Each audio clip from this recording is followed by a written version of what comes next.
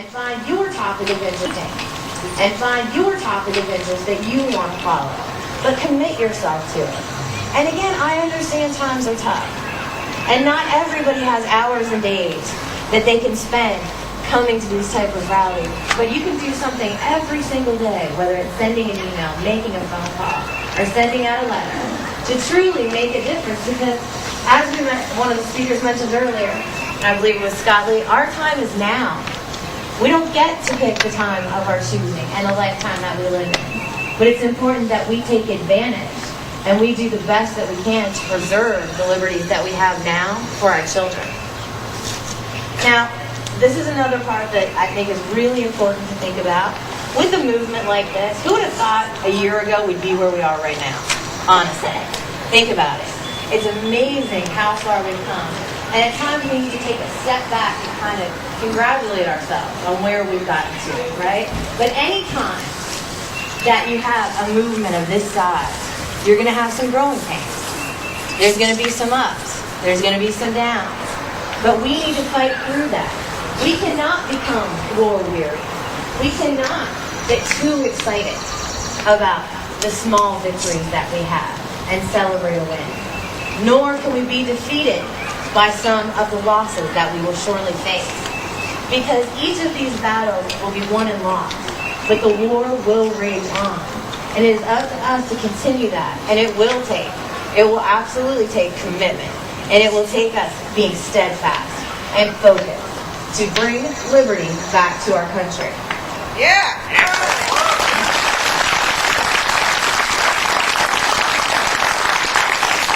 It is our responsibility, we the people, it is our duty to right this ship.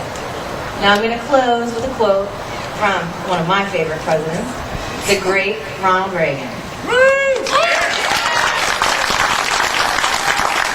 Freedom is never more than one generation away from extinction. We didn't pass it on to our children in the bloodstream. It must be fought for, protected, and handed on to them to do the same. Or one day, we will spend our sunset years telling our children and our children's children what it was once like to live in the United States where men were free. Thank you.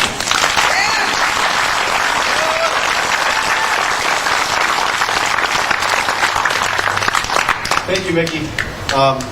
You nailed it. So I gave you everybody's phone number. All five.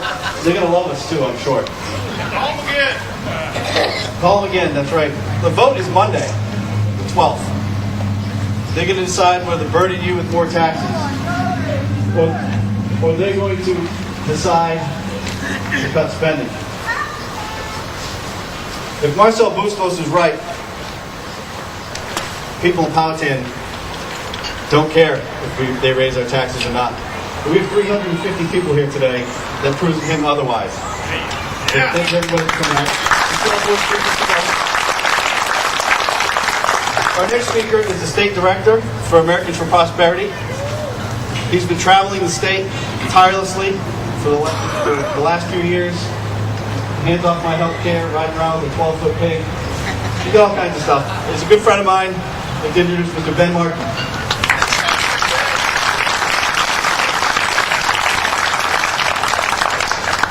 Good afternoon. You guys hear me in the back? Oh, yeah. All right, good. Well, Todd, thank you for having me here today, and thank you for turning out, helping turn out all these folks who've come out to let government know that we don't need more taxes. We don't need more spending. What we need is responsible spending and responsible politicians.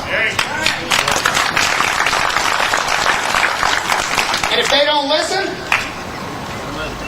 Vote them out. Vote them out. you got it.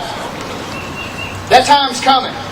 But before then, we still got work to do. Still have work to do. I know we've been working hard for the past year and a half, even longer in some cases. And it seems like a game of whack-a-mole, doesn't it? You go after health care, they pull a fast one and get a congressman to trade favors for a vote, and the next thing you know, you're stuck with the bill. And then Jim Webb, our U.S. Senator, Ex-Marine. comes out and says, well, you know, I've kind of got second thoughts about some of these spending items that were in there. Folks, that man was the 60th vote. He was the last holdout. He was the last of the undecideds. And for him to come out now and say that he has second thoughts, that he regrets some of the spending that is in this health care bill, folks, it's too late. Right. It's too late. You can't put toothpaste back in the tube once it's out. But you know what you can do? You can defund it. And that's the solution. And so this fall, all across America, folks are going to show up at the poll to replace the people who have not done the right thing. They're going to go up to Washington next spring, and God willing, they will defund this health care plan.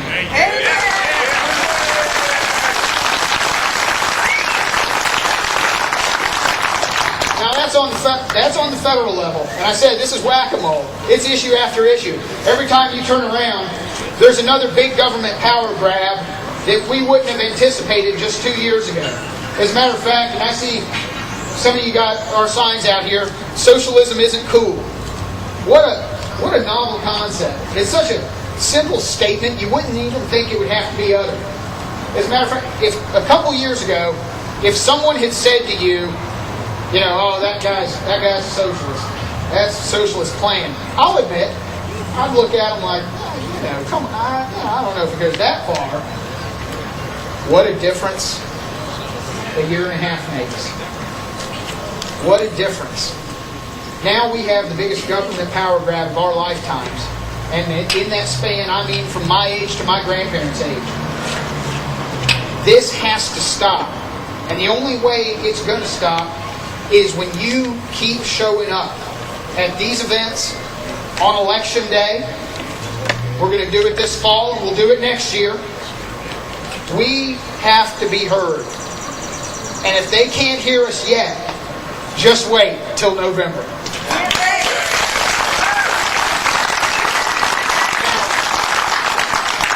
At the state level, our guys are acting a little more responsible.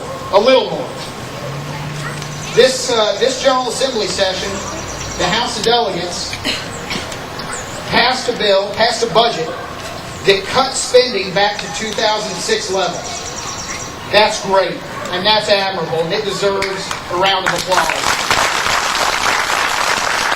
With the leadership of delegates like Lee Ware and Ben Klein and others around Virginia, good conservatives who understand that government spends too much. We don't need things like a War of 1812 Bicentennial Commission when we can't even fund dollars in the classroom. Those are priorities. When we say we have to cut law enforcement, but we're going to spend things on special projects, that is not prioritization. That's poor. But they did. They passed a good bill. It still had some funny spending in there, but it was better than it could have been. The work's not over. We have to keep the pressure on. And next year, when those guys are up for re-election, will be our chance to change things at the state level. Let's do it there. One other thing. Here in Virginia, to be here in Powhatan, be in a place, in a courthouse where Thomas Jefferson came, let's not forget our roots. Let's not forget those Jeffersonian conservative values that were taught to us by Thomas Jefferson and then in our lifetime by our great governor, George Allen. Yeah. Let's make sure the principles of limited government